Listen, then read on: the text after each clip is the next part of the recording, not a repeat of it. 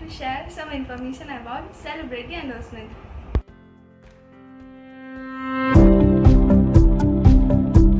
അപ്പോൾ celebrity endorsement എന്താണെന്ന് അറിയണമെങ്കിൽ നമ്മൾ first who is a celebrity എന്ന് അറിയണം.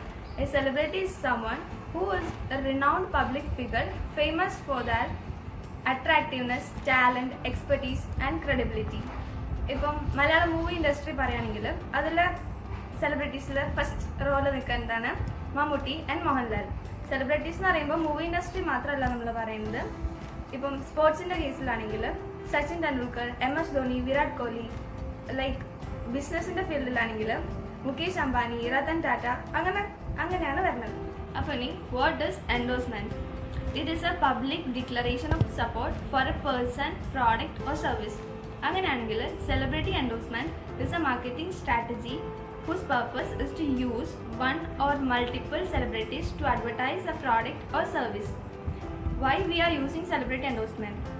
This is using to make the ads more appealing, memorable and credible. The primary goal of celebrity endorsement is to reach a greater audience represented by the celebrity's fan base. ഇനി നമ്മൾ പറയാൻ പോകുന്ന ടോപ്പിക്കാണ് celebrity brand congruence. ഈ ഒരു ടോപ്പിക്കിനെ പറ്റിയിട്ട് അധികം ആർക്കും മാത്രം ഫെമിലിയർ ഉണ്ടാവില്ല അതിനെ പറ്റിയിട്ട്. അപ്പോൾ celebrity brand congruence means the similarity between the celebrities perceived image and the products they endorse. അതിനൊരു ബെസ്റ്റ് എക്സാമ്പിളാണ് ലക്സിൻ്റെ ആഡ്. നമ്മുടെ ബ്രാൻഡ് ഐക്കൺസ് ആയ ദീപിക പദുക്കോൺ ആൻഡ് കരീന കപൂർ ഉള്ള ആഡ്. അതേപോലെ തന്നെ നെക്സ്റ്റ് ഒരു ആഡാണ് ലോറിയലിൻ്റെ ഐശ്വര്യ റായ് ഉള്ള ആഡും. From these ads, we can understand that the brand congruence plays a significant role in consumer behavior related to the attitude towards the celebrity, the brand or products they endorse, and as well as the buying intentions. അപ്പോൾ ഈ celebrity എൻഡോഴ്സ്മെൻറ്റിന് കുറച്ച് advantages ഉണ്ട്, disadvantages ഉണ്ട്. നമ്മളപ്പം ഇനി discuss ചെയ്യാൻ പോകുന്നത് അതിൻ്റെ കുറച്ച് അഡ്വാൻറ്റേജസും ഡിസഡ്വാൻറ്റേജസും ആണ്. So the disadvantages of celebrity endorsement. ഇതിൽ ഫസ്റ്റ് വരുന്നതാണ് വാമ്പയർ ഇഫക്റ്റ് അഥവാ സെലിബ്രിറ്റി വാമ്പിങ്. നമ്മളിപ്പോൾ ഒരു ആഡ് കാണുമ്പം നമ്മളുടെ ശ്രദ്ധ കൂടുതൽ പോകേണ്ടത് ആ ഒരു ബ്രാൻഡ് അല്ലെങ്കിൽ ആ ഒരു പ്രൊഡക്റ്റിനോടാണ് ത്രൂ സെലിബ്രിറ്റീസ്. പക്ഷേ സെലിബ്രിറ്റി വാമ്പിങ് എന്നൊരു കണ്ടീഷൻ ആവേണ്ടത് സെലിബ്രിറ്റീസിന് കൂടുതൽ അല്ലെങ്കിൽ ആ ബ്രാൻഡ് പേഴ്സണാലിറ്റിക്ക് കൂടുതൽ ഇമ്പോർട്ടൻസ് കൊടുത്ത് ആ പ്രൊഡക്റ്റിന് തീരെ ഇമ്പോർട്ടൻസ് ഇല്ലാണ്ടാവുന്ന ഒരു സിറ്റുവേഷനെയാണ് സെലിബ്രിറ്റി വാമ്പിങ് എന്ന് നമ്മൾ പറയുന്നത്. അതുപോലെ തന്നെ വേറൊരു ഡിസഡ്വാൻറ്റേജ് ആണ് കൺസ്യൂമർ സ്കെപ്റ്റിസിസം. അതായത് consumers might not always believe that the endorsers really consume the product they actually endorse. പിന്നെ വേറൊരു ഡ്രോബാക്ക് എന്താണെന്ന് വെച്ച് കഴിഞ്ഞാൽ if any celebrities who are blamed for any negative events will have an adverse effect on the product they endorse. For example Sanjay Dutt. പിന്നെ endorsers effectiveness is reduced when there is a misfit between the endorsing product and the personality. അതുപോലെ തന്നെ വേറൊരു drawback എന്താണെന്ന് വെച്ചിട്ടുണ്ടെങ്കിൽ consumers give less credibility to the celebrities who endorse many products. ഇത്ര നേരം നമ്മൾ കണ്ടത് അതിൻ്റെ ഡിസഡ്വാൻറ്റേജസ് ഓഫ് സെലിബ്രിറ്റി എൻഡോഴ്സ്മെൻ്റ് ആണ്. ഇനി നമുക്ക് what are the advantages of celebrity endorsement നോക്കാം. അതിൽ ഫസ്റ്റ് വരുന്നതാണ് it helps in product revival. For example പറയുകയാണെങ്കിൽ കാഡ്ബറീസിൽ ഒരിടയ്ക്ക് ഒരു ഇഷ്യൂ ഉണ്ടായിരുന്നത് അതിൽ വേംസ് കാണുന്നു എന്ന ഒരിതായിരുന്നു. അപ്പം അതിനെ കോപ്പപ്പ് ചെയ്യാൻ വേണ്ടിയിട്ട് അമിതാഭ് ബച്ചൻ അവരുടെ ഫാക്ടറി ഔട്ട്ലെറ്റിൽ പോയി ഫുൾ 100% സെക്യൂർ ആണ്, സേഫ് ആണെന്ന് പറഞ്ഞിട്ട് ഒരു റിവൈവലായിട്ട് വന്നു. അപ്പം അത് ഈ സെലിബ്രിറ്റി എൻഡോഴ്സ്മെൻറ്റിൽ ഒരു ഗ്രേറ്റ് ഇമ്പാക്റ്റ് കൊടുക്കുന്നുണ്ട്, ഒരു പോസിറ്റീവ് ഇമ്പാക്റ്റ് ആണ്. मुझे आपसे कुछ कहना है.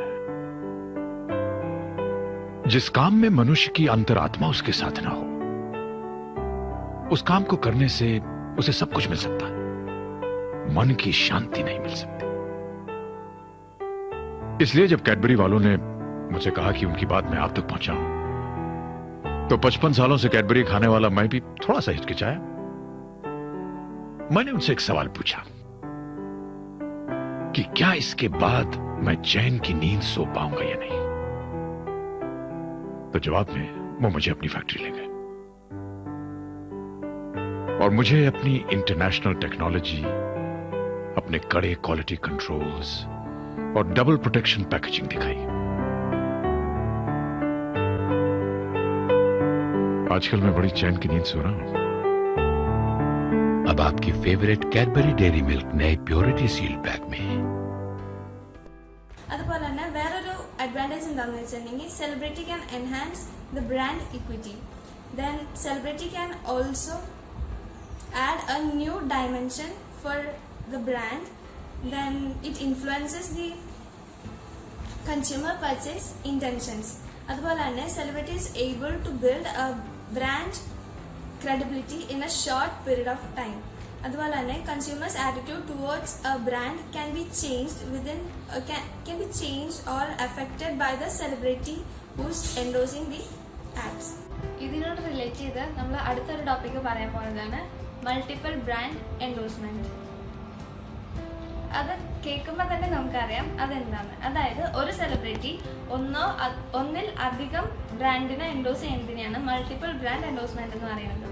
ഫോർ എക്സാമ്പിൾ പറയുകയാണെങ്കിൽ നമുക്ക് ഫസ്റ്റ് അമിതാഭ് ബച്ചൻ്റെ കാര്യം എടുക്കാം.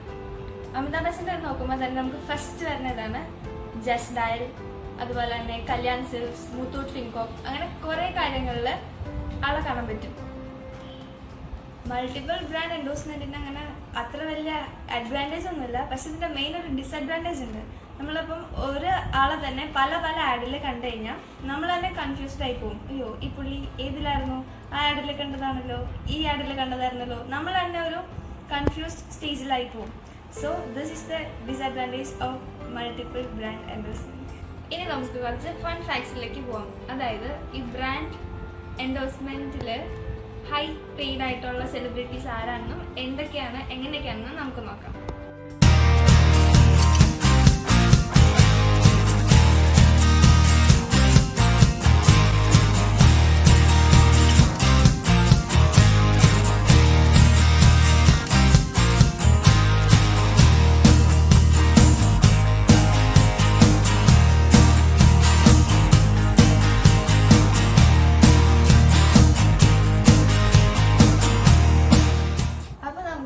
എന്താണ് സെലിബ്രിറ്റി എൻഡോഴ്സ്മെന്റ്, അതിന്റെ അഡ്വാൻറ്റേജസ് എന്താണ്, ഡിസഡ്വാൻറ്റേജസ് എന്താണ്, എല്ലാം നമുക്ക് മനസ്സിലായി.